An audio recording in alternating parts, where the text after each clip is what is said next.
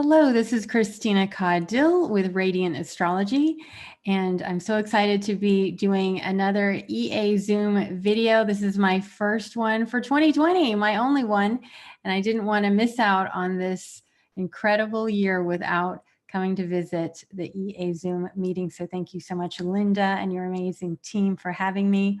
I'm presenting today on taking flight, transitioning from Capricorn to Aquarius. And I really wanted to just take sort of a moment, sort of a pause to be looking at this very important transition. And we could even say all of 2020 has been this transition, right?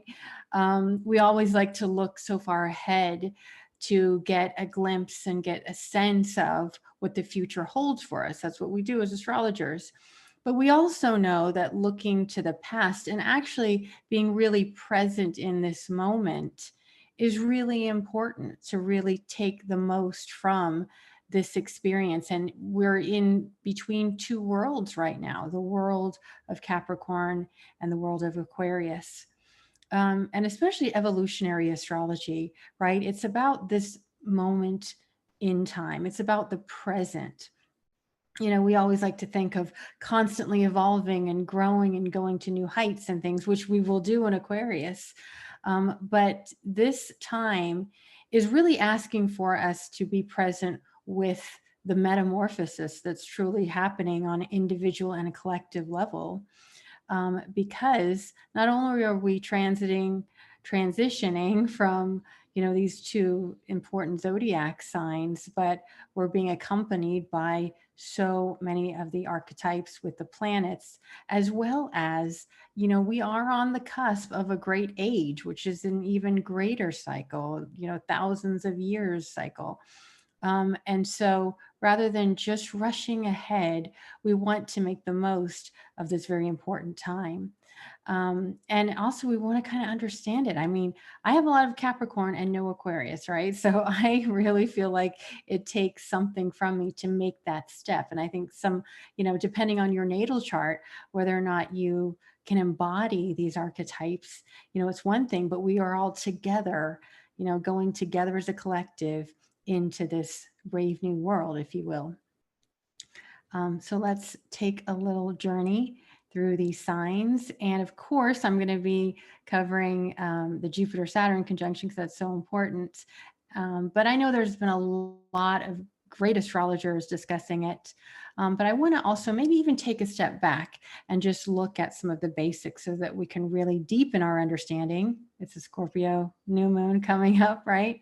We want to deepen our understanding of this really precious time of 2020.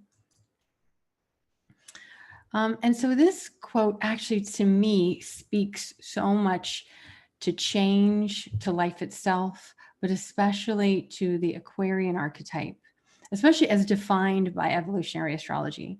It says to be fully alive, fully human, and completely awake is to be continually thrown out of the nest. To live fully is to be always in no man's land, to experience each moment as completely new and fresh. Right? That sounds very Aquarian, very Uranian.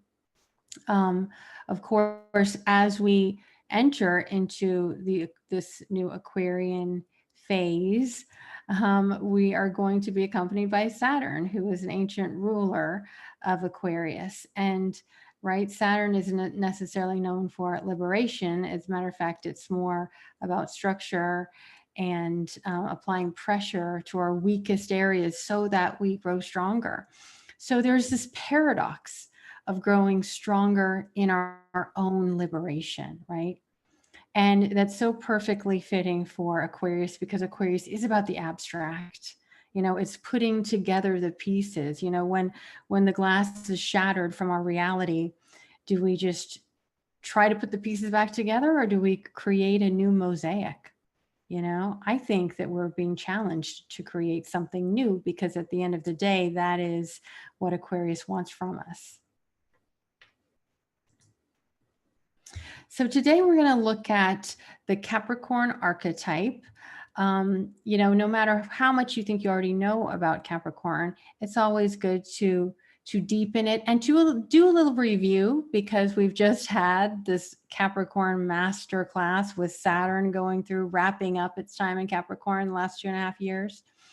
And it's important to know, to recognize how has the recent Capricorn emphasis with, not only Saturn, but Jupiter, Pluto, the South Node, all having gone through Capricorn and emphasizing this archetype in our society the past several years.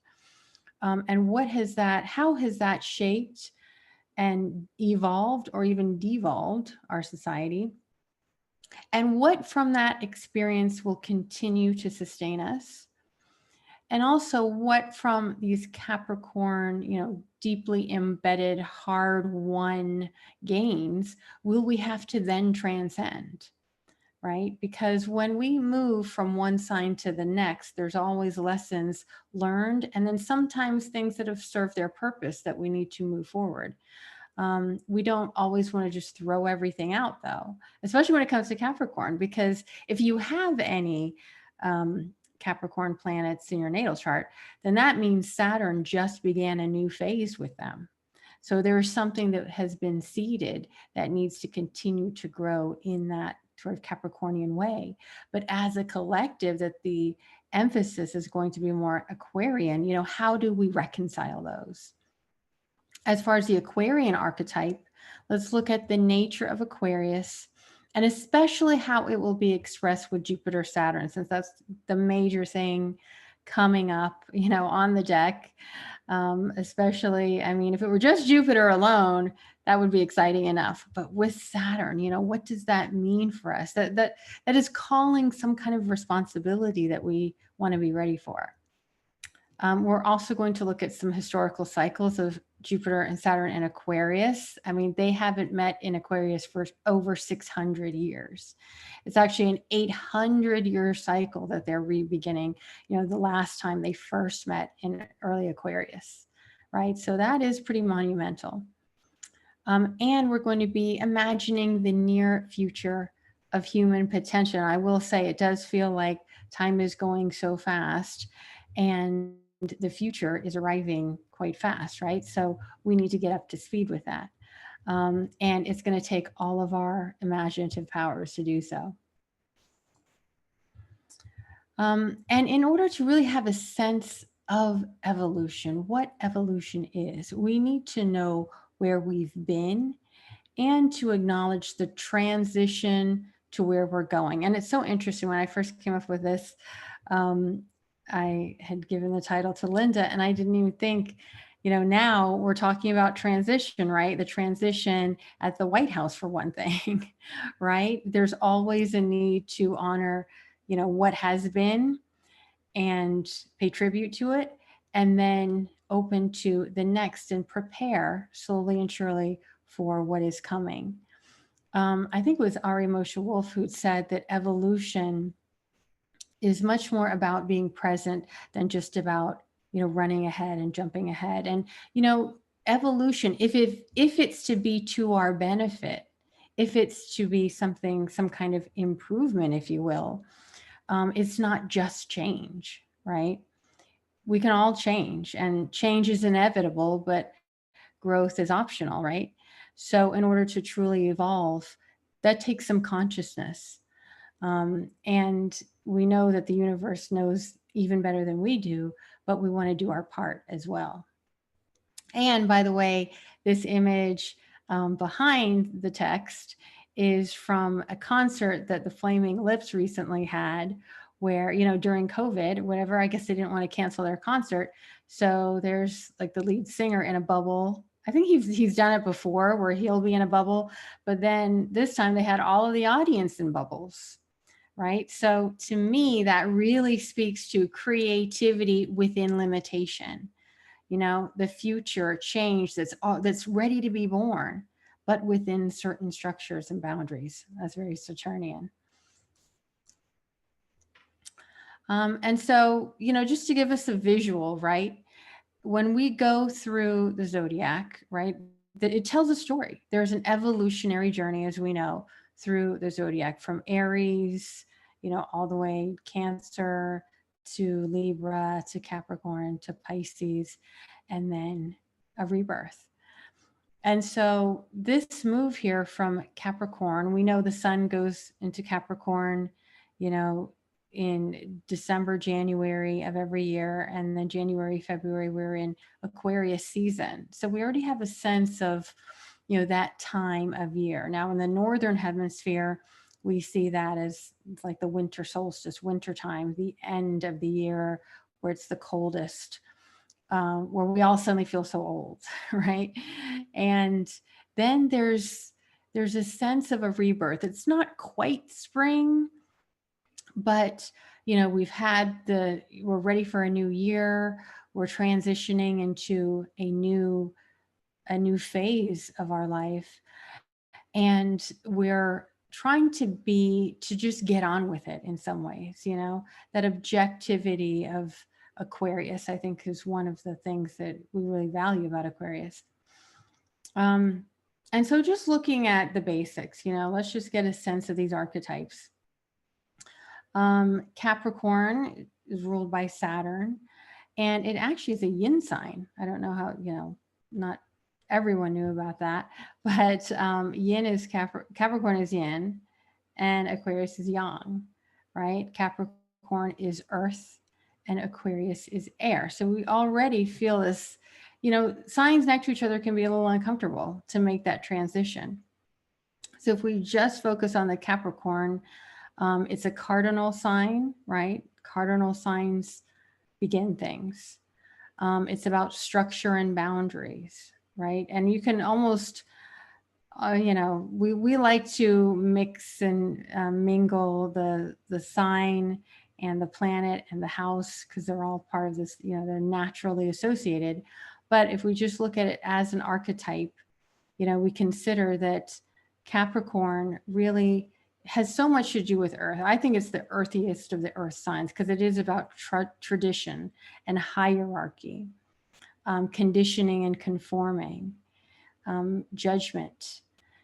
It's patriarchal in the sense of hierarchy. I mean, I think that actually Capricorn is a lot more neutral than all of some of these like shadow expressions, but we have seen a lot of the shadow expressions lately, especially with Pluto and these other planets transiting through Capricorn. But we have seen the shadow of patriarchy, right? And how much we've been unconscious to it. It's about responsibility, but also it can feel burdensome, right? You know, a shadow expression can be depression, depression and oppression, as well as it's associated with maturity, older, you know, being old. Now, being mature and being old aren't always the same thing. You know, maturity has something to do with wisdom, which isn't always given with just age, but we think of age, you know, when we think of Capricorn. Now, Aquarius, as we know, an air sign, right? Yang, and we already feel sort of more of an aliveness. It's about being inventive, you know, experimenting. It very much has, I mean, we in evolutionary, in Jeffrey Wolf Green evolutionary astrology, really associate it with the rulership of Uranus, but it's important to also consider, at least I feel it's important to also consider Saturn as the traditional ruler, especially as Saturn is going into Aquarius, because it's going to have dignity, and we'll see both the light and shadow, but ultimately, you know, we want to be able to fuse these archetypes. And so, you know, we think of Aquarius as being liberating, you know, like especially Uranus liberating, you know, Uranus shatters our expectations, shatters the known world. And in some ways we do need to liberate from that which is keeping us too structured or too stuck. But at the same time, that can also be a challenge. That can also be a challenge to the psyche. We know it is progressive, future orientated, associated with the collective. You know, it's like Capricornian type of structures are those that, you need to go to because you're paid to, or because the law says so, or something like that. And Aquarius is like being drawn together by like-minded others. That's why the 11th house associated with like groups and networks and friends and things. But ultimately it's about the abstract, right? It's the abstract, that there's some form, there's some shape there, but maybe it's not so, forced in form like Capricorn. Objectivity, as we spoke about before, it's revolutionary as well. It's the same thing as progressive. It's oriented to the future, to the collective will. It's also associated with trauma, because when the psyche is fractured, or is stunned or shattered because of something that usually is too much, for the mind to understand. I know Jeffrey Wolf Green talks about Aquarius being Aquarius type of trauma. Uranian Aquarian trauma is mental trauma, whereas Pluto is emotional trauma. I think in trauma, it's hard to even pin it down, right? Because it's the psyche that is fractured. And in some ways, we've seen already how Saturn dipping its toe in Aquarius has shown us some collective trauma, where we can get disassociated, disassociated with ourselves, with our emotions, fragmented.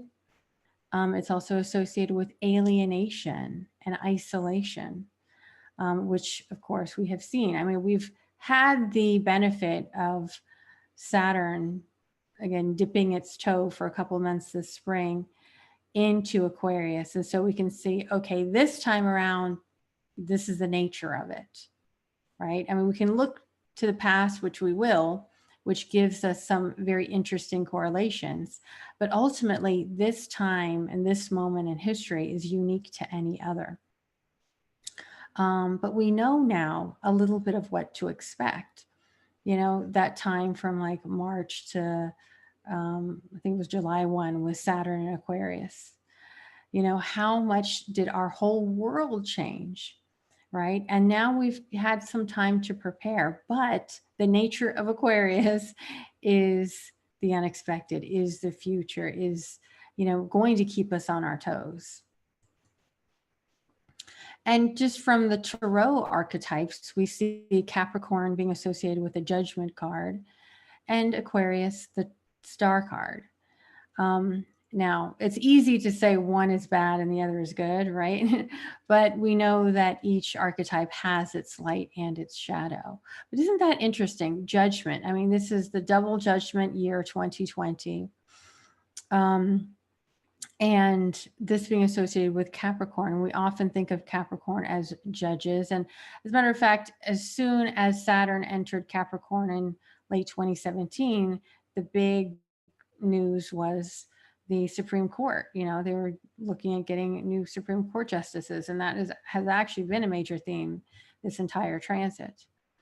And also judgment. I mean, these are like souls potentially leaving the earth in some kind of a rapture, which sadly we have been experiencing with the Pluto-Jupiter conjunction in Capricorn, and Saturn in the mix of that as well. But in order to be judged, there has to be a judge, right? There has to be someone who's in the position, the moral authority to judge.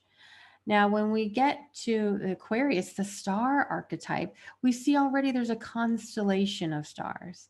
And yes, in this image, there's one, the brightest star, but ultimately, it's part of a constellation. So there's something about equality. There's something about everyone having an opportunity to shine.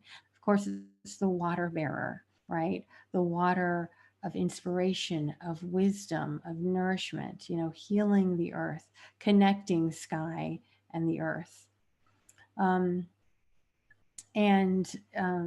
This is our potential, right? It's also about human potential, the potential that we hadn't, for whatever reason, been realizing yet. And, in order to realize something, we have to have the vision and, the inspiration. So we've been in heavily Capricorn Capricornian times, and I speak as a triple Capricorn, that it has been really heavy for many of us, especially those of us in earth signs. You know, we felt it, you know, viscerally. But I think all of the world, it's almost like we've been given so much of this Capricorn earth that maybe we've even asked for, we've been addicted to. Or we're so ready for some kind of a change, you know, it's ripe for change. You know, as far back as January 2008, Pluto entered Capricorn, and that just was right on time with the global financial crisis. Pluto will stay in Capricorn. You know, it'll go back and forth a little bit from 2023 to 2024, but we'll finally leave November 2024, right? So that's when we really get a heavy emphasis on Aquarius, which we'll talk about. We've also seen the rise of plutocracies. Now, what is a plutocracy? It's the definition is those people with a lot of money that then essentially buy their own power in the government or things like that, where we would expect a democracy not to be controlled by wealth. Now, this may have always been the case, but it seems with Capricorn, with Pluto going through Capricorn, it's part of the shadow, the unconscious collective shadow that has been made conscious. And then the South Node going through Capricorn from November 2018 to May 2020, we've seen the shadow of Capricorn, especially in terms of the patriarchy. And because that was, right, opposing the North Node in Cancer, and that showed women rising to new positions of responsibility, which is very Capricorn, but doing so in a feminine way. And not just women, but this blend of feminine leadership, you know. And there's a lot of correlations there. I think the day that the North Node went into Cancer was when we had that vote in the House of Representatives in the United States, and we had this you know, never before unprecedented number of women being voted into positions of representative positions. So, you know, that actually certainly showed the collective move of women versus not just women and men, but the patriarchy needing to change, needing to be seen for what it is. Saturn in Capricorn, as we know, December 2017 is when Saturn made its presence known, and was there through March. And then we had a little break with Saturn going into Aquarius until July 1st. And then, you know, Saturn is wrapping up his time in Capricorn. It feels like a long slog, right? But if we really look back, look at your Capricorn house, what have you achieved, right? What have you learned? What karma have you put out that has come back to you? And that can be, you know, positive and negative. What have you invested in yourself that you've reaped some rewards? And if you haven't, then this is again a new phase of Saturn in Capricorn, you know, that in like 15 years, you'll see the culmination of. So it's important to also recognize that which we've achieved, because ultimately Saturn and Capricorn is your opportunity to achieve in that area. Now, throughout the world, we've seen some, you know, one of the major things is the authoritarian rising. And now that could also be with Pluto and Capricorn, but authoritarianism all over the world has seemed to have, like, you know, new life, which is kind of scary, of course. And again, Saturn ultimately wants to consolidate, you know, but consolidating power is more of a Saturn and Pluto thing. So that's showing that this moment in time is, you know, a repeat of many different cycles from the deep past. And now Jupiter in Capricorn, again, Jupiter has just a year, goes fast compared to these others. I'm thinking about, what did Jupiter and Capricorn show us? Usually Jupiter loves abundance and expansion and opportunity. And I think some Capricorns or Earth signs may have experienced that to a certain degree, but not without working for it, probably. Jupiter in Sagittarius, that we had before, the year before, you know, abundance can like land in your lap, or things can be just overly, too easy. But then we get checked with Jupiter coming into Capricorn. I think we've seen a lot of income inequality, especially. And with the pandemic, now the other thing is the pandemic, something that spreads, and spreading fear, that could very much be Jupiter meeting up with Saturn and Pluto in Capricorn. That has also led to, some people have, done really well financially during this time, during this year, and others have lost everything, right? So Jupiter expands whatever's there, for better or for worse. And so some of these images I have here is, the global, how we were so connected globally through money, and how that actually hurt during the global financial crisis, because it seemed like almost nobody was left untouched. Also, the Handmaid's Tale has been something that's been, such a flashpoint, and seems to really speak to what a lot of women are feeling as far as, control of their bodies and their decisions. Also, the Supreme Court, they have seen to have been in the news a lot ever since Saturn entered Capricorn. A lot of the changes, the structure of it, the emphasis of conservative versus liberal, and of course, plutocracies, right? The plutocracies that actually control our society and our reality. And of course, just a reminder of what Saturn correlates to when it comes to the nature of the soul and consciousness. Jeffrey Wolf Green writes, Saturn correlates to the structural nature of consciousness that the soul determines from life to life, because the specific structural nature of consciousness will then be oriented to, quote, reality, in such a way that it then reflects the ongoing evolutionary needs and requirements of the soul itself, right? So the soul has needs that will orient to what we consider reality. And I think it's so important to recognize that Saturn wants us, regardless of where it is, to come to terms with the reality, with what's so, right? There's so much that we can try to escape what's happening.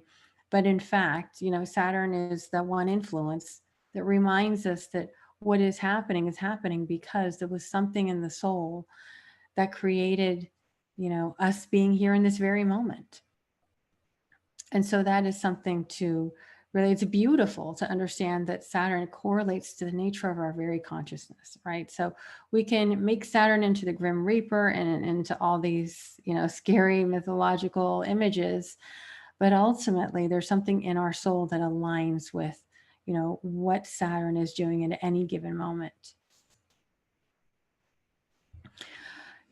As Saturn wraps up Capricorn, as I said, it's important to look at what are some of the lessons, the hard-won, hard-earned lessons from Saturn and Capricorn that we can take with us. And of course, I have Miss Stacey Abrams, Stacey Abrams to me is perfect because, she lost her race for governor of Georgia to cheating. And she tried to fight back in that very moment, but wasn't happening. And you know what? She just went to work. She went to work, put one foot in front of the other, figured out how to change the voter suppression that's been going on forever in Georgia. And she actually made progress. So to me, that's that kind of effort, the quiet, determined effort is something worth valuing. And so what qualities will continue to sustain us? The sense of maturity, of reality, of grounding. And even, especially when we get into this, extreme times of air and it's going to be all about ideas and everything fast, that doesn't mean we completely get off the ground, the entire time. We need to be grounded in this earthly reality. take responsibility for our lives. You know, the more responsibility we can actually claim, the more freedom we have. That's like the ultimate paradox. And Saturn is always going to be there reminding us of that. I think it's really interesting that people who are going to be having their Saturn and Aquarius returns, right? Saturn return in Aquarius. I feel like we have so much to learn from them. At least I do, being so Capricornian, because they have, you know, the vision of, you know, something within them has the future that is coming. And yet Saturn is saying, let's make it real. Let's make it grounded. Becoming elders. That is something that we all, you know, should be wary of, right? Is if we are to continue our humanity, you know, we need to shore up our shoulders so that others can stand on them, because we have been standing on the shoulders of others. You know, valuing nature. Capricorn, again, is an earth sign. We don't always think of it as being out in nature, but it ultimately, we crave nature the more that we can't have it, because we know it's part of us and we are part of it. You know, valuing the earth and its limited resources. Really, we've been seeing how limited the resources are of the earth, and we need to honor that and respect that. And other qualities such as resiliency, right? When we go through these times, which may be mentally challenging, emotionally challenging, you know, the resiliency that we've earned through this time can sustain us. Having patience, just like Mrs. Abrams, you know, patience to do the work and determination. And of course, boundaries. I think boundaries, Capricornian boundaries, are definitely going to likely change into in Aquarius boundaries as Saturn goes into there. But we've actually seen, I mean, everyone's wearing a mask, right? Like we can be out and about, but we got to have our mask. We got to have boundaries. Maybe they'll change in different ways, but I think that's also another way for us to care for and value our mental health. And that's something that is going to be challenged, I think, you know, with Aquarius being the mental realm, Saturn applying pressure to it. Sometimes we need to have those boundaries in order so that we can go at our own pace as things, you know, keep moving faster. Lessons from Saturn and Capricorn, as far as the shadows, what will we need to transmute? I mean, this is one of these, you know, stalwart Confederate monuments that was taken down. And that is so symbolic of, especially Pluto going through Capricorn, right? Doing that destruction. But also, you know, now that Saturn is in a new phase, then it's going ahead of Pluto. And what do we need to build in the wake of that which we've destroyed? Hierarchies of all kinds, you know, they are all being challenged right now. Having like one mother or father figure that everybody just obeys and listens to, that's kind of like not, you know, not the Aquarian way, right? We want more equality, knowing that everyone has something to contribute. There's also an addiction to the patriarchy. We say we want to smash the patriarchy and all this stuff, but yet we also benefit from it in some way. So in order, if we really want the change, we say, you know, it will take some sacrifice in some ways. And that's what it means to be in this space of in between, of the transition, is because at times we will have to sacrifice the old ways that we know that maybe we're addicted to in order to open to the new. Authoritarian control. You know, the thing about authoritarian control is it makes everything really simple. You know what's good, what's bad, what's right, what's wrong, you know, who to hate, who to love. That's it. We know life is a lot more complex than that, though, right? And so it's that complexity that gives us our humanity. Centralized power that goes back to the hierarchies, clinging to outworn traditions, right? We've seen that the more there's been this urge for progress and change, the more the old ways cling for survival. And that's just what's going to happen. And probably not until Pluto finishes up in Capricorn that we'll truly see, you know, the end of sort of much of this patriarchal abuse of power. Basically, it's, you know, power is one thing, but abuse of power is something that we've been seeing with this Pluto and Capricorn. And so, you know, we see the resistance to that change. And material status symbols, right? We're shifting from a 200-year cycle of Jupiter and Saturn in Earth to a new 200-year cycle in air, right? And so these status symbols that are of the material realm, having the big house, the big car, you know, the great wardrobe, even probably, you know, we had, as I said, we had a glimpse when we were all in isolation and in lockdown. We couldn't, you know, who cared about all those things for a little while, or we couldn't have access to them. You know, we may see maybe not a complete repeat, but an echo of that sort of sense. You know, what's it all for? What's it all, you know, what's the value of all this material stuff? And it actually could be refreshing that we lose our addiction to it. So we have Saturn conjunct Jupiter, the great conjunction at 0 Aquarius on December 21st, which is the winter solstice, the December solstice. I think it's the summer solstice for our friends in the Southern Hemisphere. And it's also the great mutation because, as I said, it's ending a 200-year cycle in Earth signs into air signs, okay?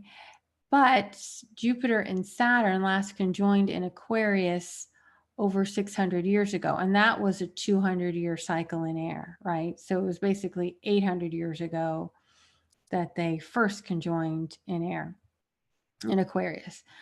And so these are huge cycles, right? So we like to, as astrologers, look to the past and say, okay, well, what happened last time Jupiter and Saturn were in Aquarius? But when you see it was so long ago, then we realize, wow, we don't really have a reference for this, you know, not in our psyches, not in the known world, not in our, you know, in our ancestry, and unless we go back that far. Luckily, there is some things we can know about it. There is some history.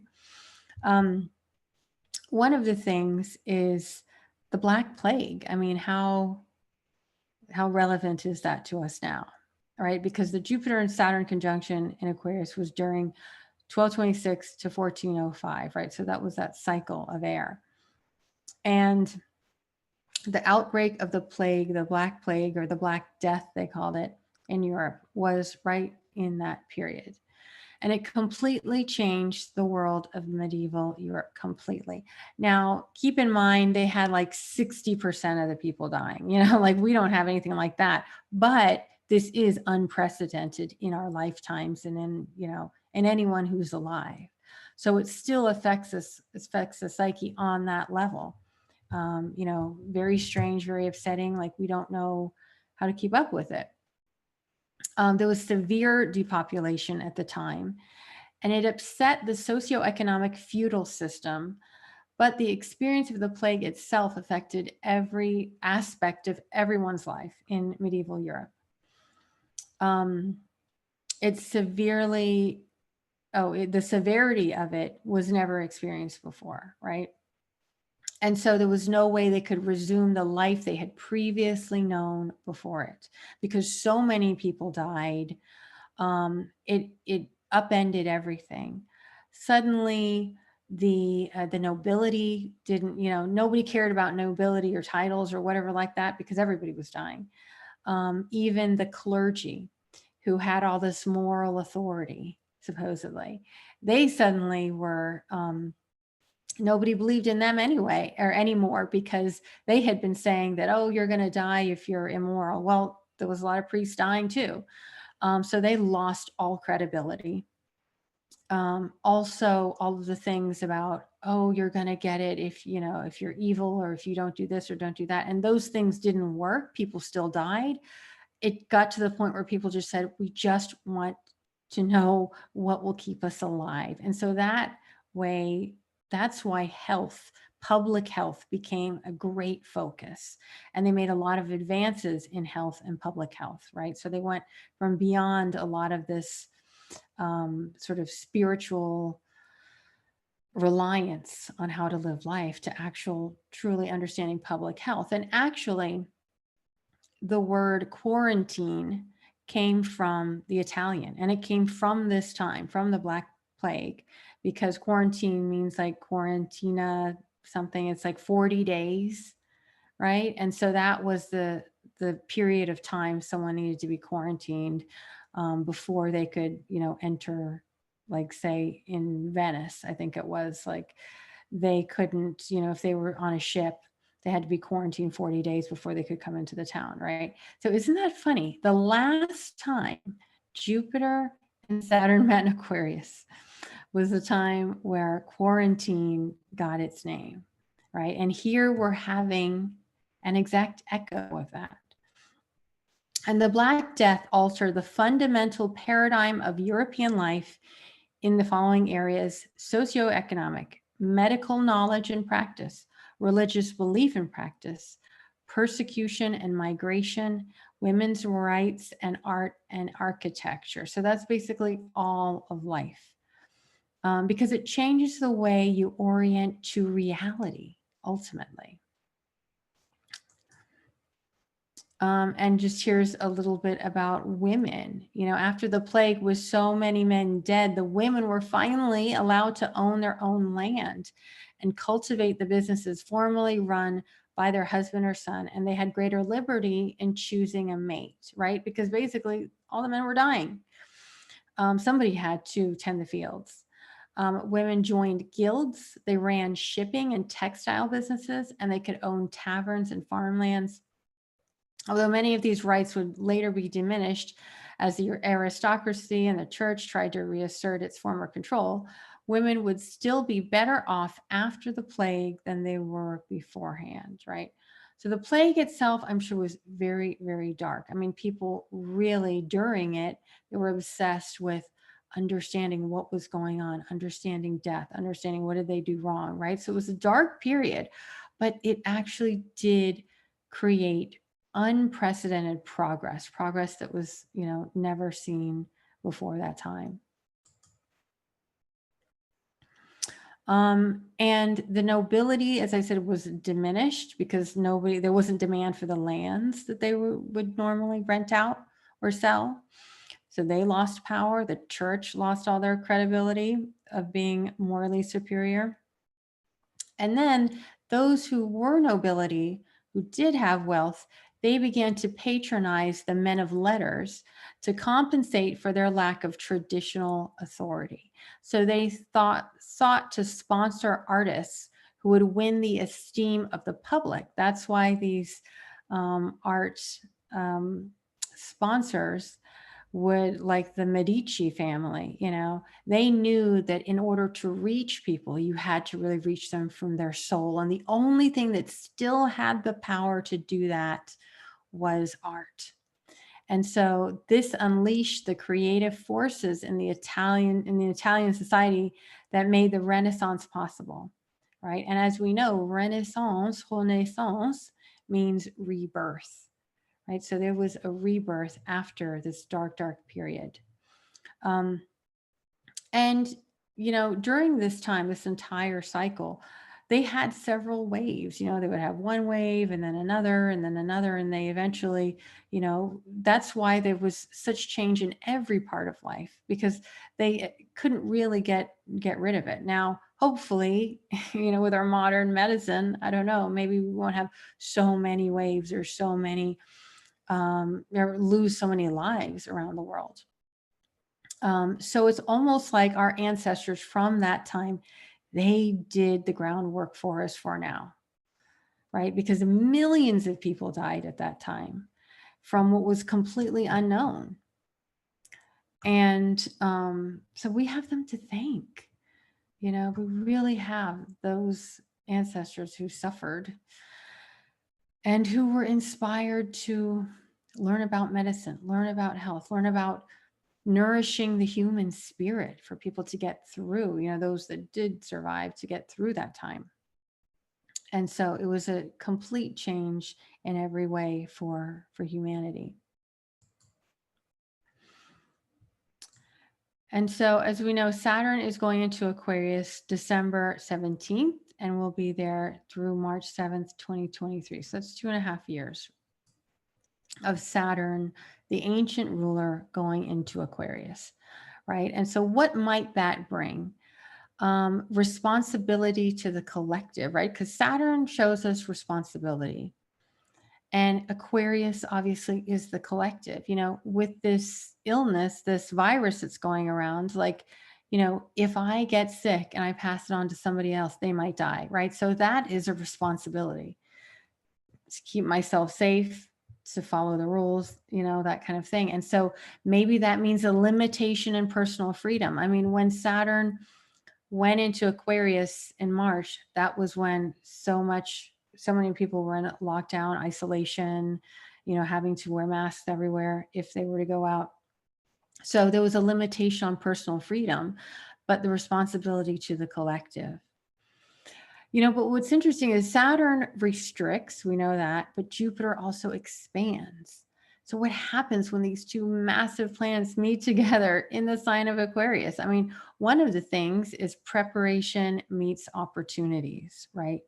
If we've been preparing, doing the work of the reality of what's so now, we can meet opportunities that, those people who've been positioning themselves for this new Aquarian age, they'll do much better than those who are still resisting and trying to hope the old ways, are going to come back, because they're not. I think we're pretty sure that they're not going to come back in the same way as they have been, because Aquarius wants networks. It wants brilliant ideas. It wants equality, progress, restructuring the abstract, all that which is abstract, we need to figure it out. Now is the time.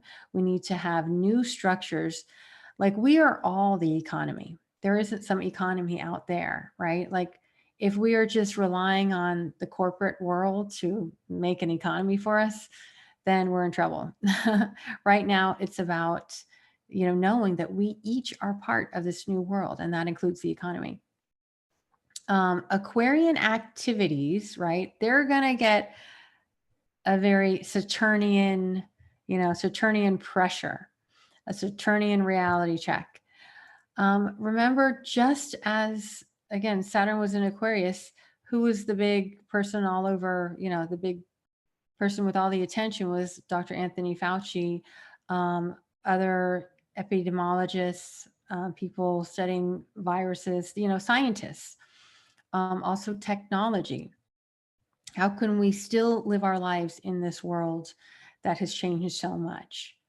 You go to get a coffee, and you have to, some places you just have to order it in an app and they deliver it to your car. I mean, there's just so many technologies that have sprung up since this virus. Metaphysics, right? I mean, what do we do now that we're all alone at home? How do we connect with others? Suddenly, it's almost like a new sense, a sixth sense is going to be challenged. Connecting through Zoom, connecting through, I don't know, maybe the astral realm, who knows? I mean, astrology even is a very Aquarian thing. I've seen a lot of people just really accelerate their astrology, and as astrologers, we can't be talking too simplistic to our clients or our audience anymore. It's time to, for all of us to accelerate in our learning and in our teaching. And of course, with Saturn squaring Uranus and Taurus, I meant to put this on a different slide, but it's here. So it's going to be throughout, 2021, really. And so, gosh, those two big planets that are associated, co-rulers of Aquarius, squaring each other, battling it out in some ways. Uranus and Taurus about our survival, the survival of the planet, having to accelerate, having to elevate and up level, and Saturn wanting us to put in the time and the work and the patience and the, the diligence. It definitely seems like a time of accelerated progress in so many areas. The gig economy. like we are all, those of us that are full-time astrologers, we're all part of the gig economy. And I just heard like the other day that Uber and Airbnb, and I think some of these other, I don't know if it was, I think Airbnb was involved in it too. These delivery companies that hire gig employees, they have been trying to get away with not paying employees like unemployment and health and things like that. And they had been getting away with it for a long time. But I think this was in California. There was just some judgment that they're not going to be able to do that anymore, because now that we've had this crisis, gig workers are now saying, wait a second, we're not being taken care of.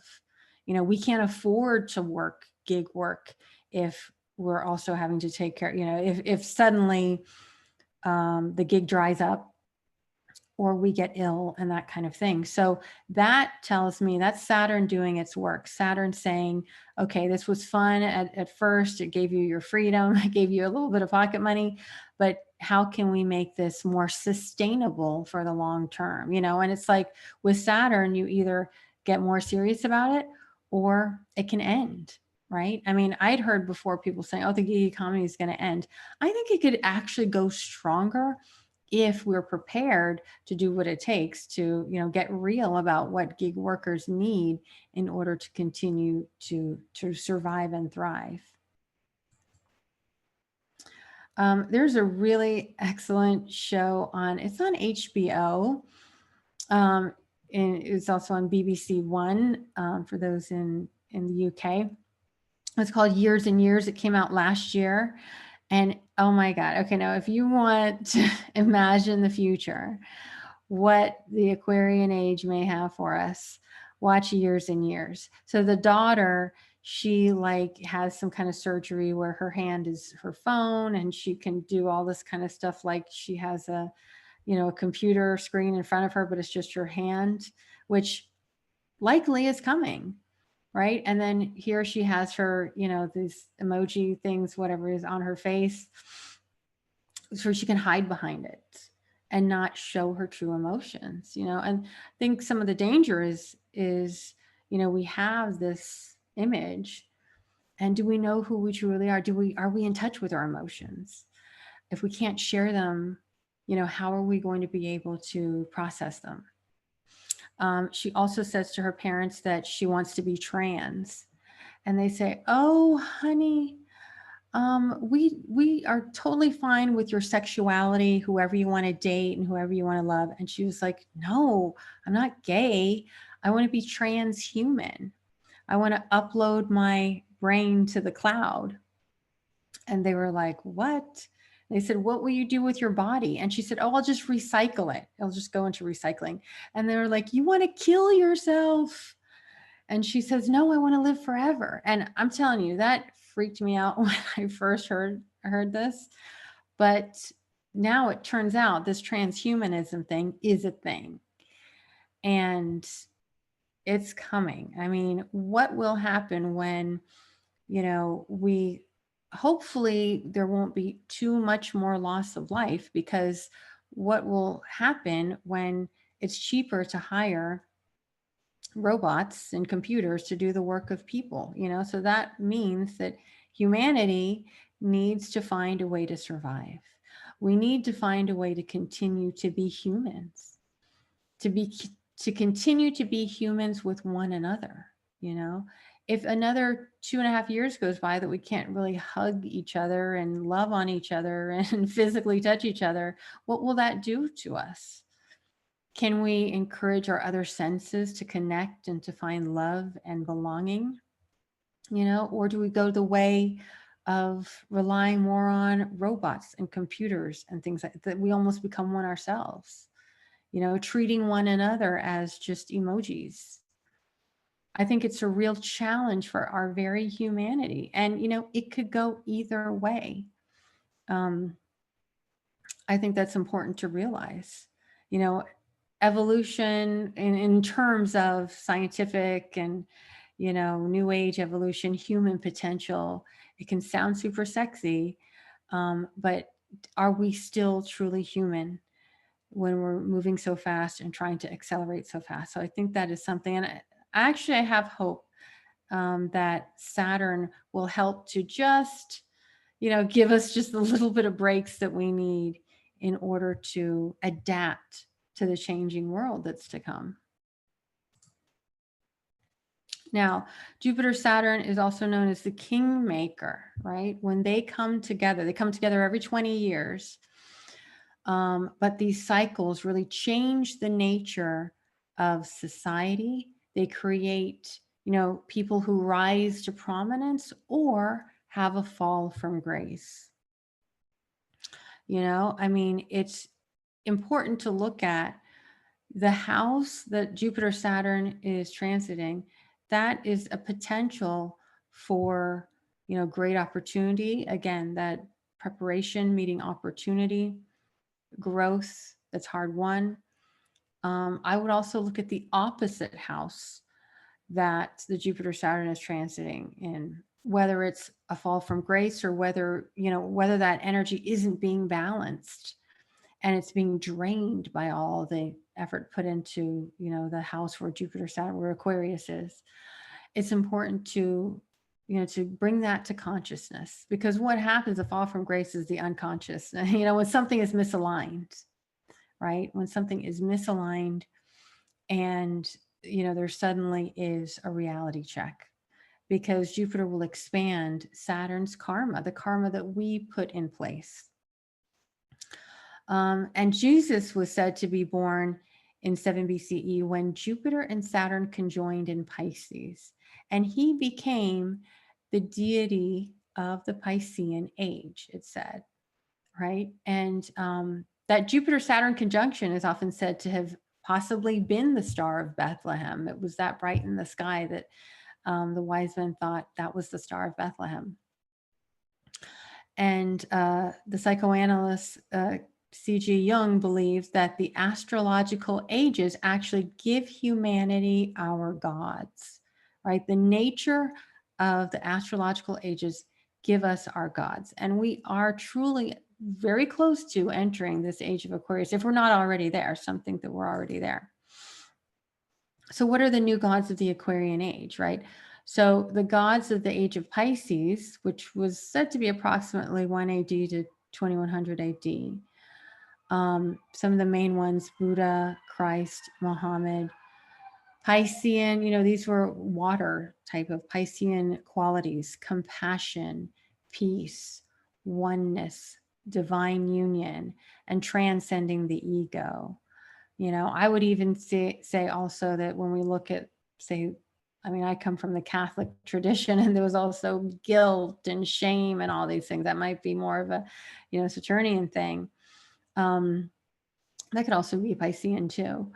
And so it does feel like we're moving away from that. Not that we chuck it all, but what is really authentic to our souls now, to the spirit of the time.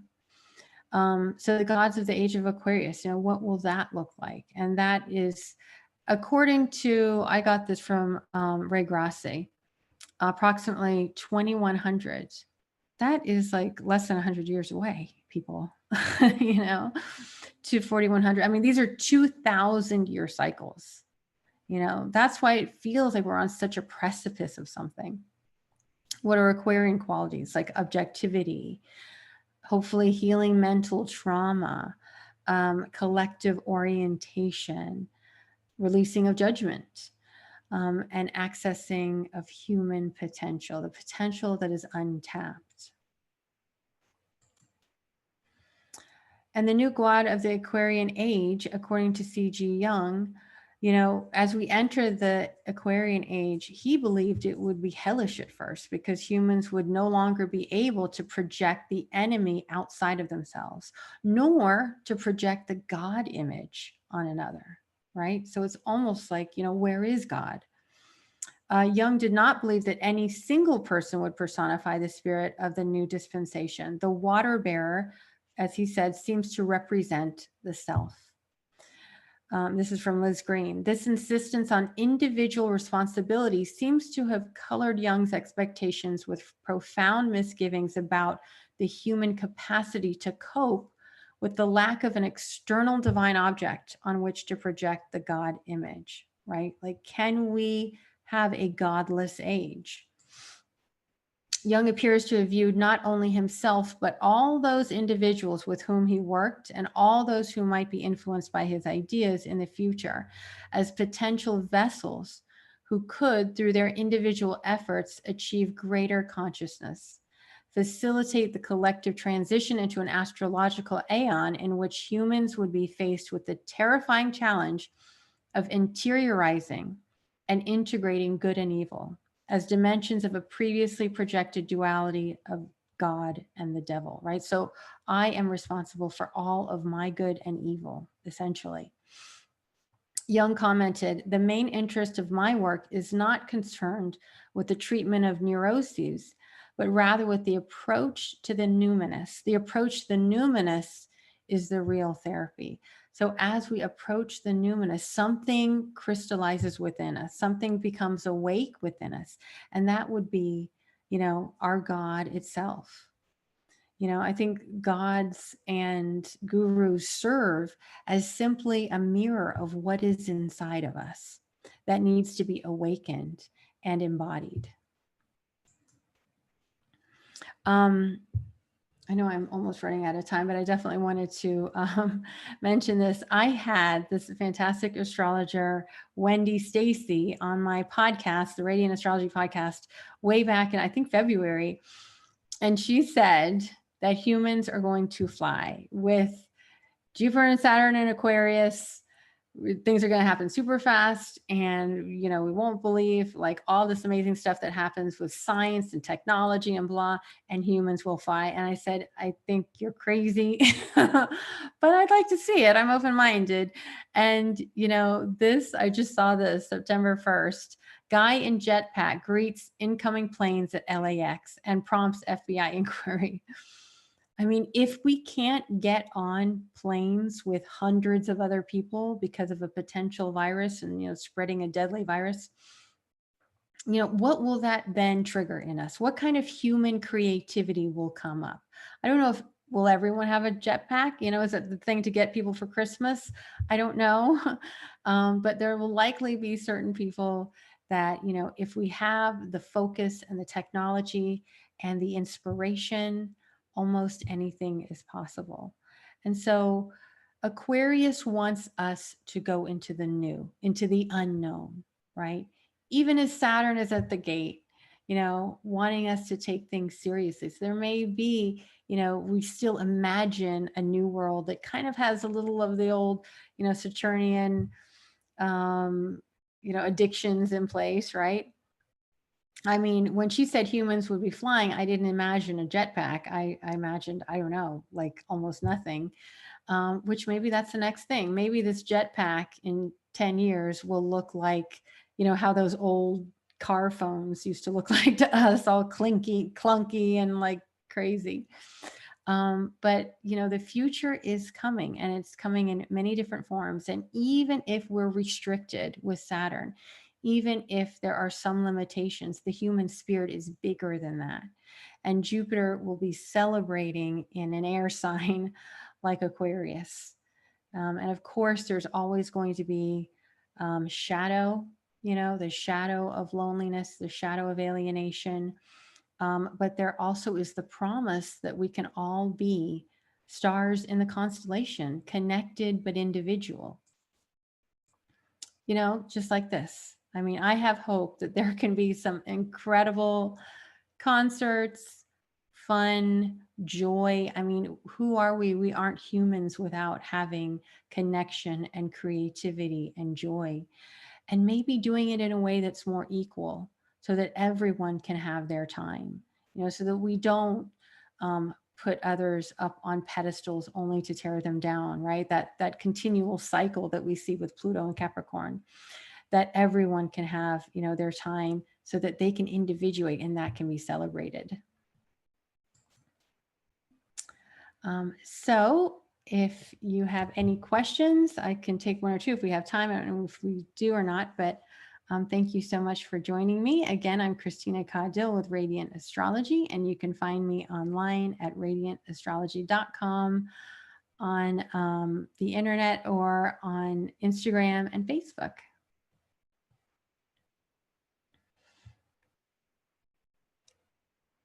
Let's see. Oh, there is some chat. Oh, any questions? Hi, Randy. Thank you so much.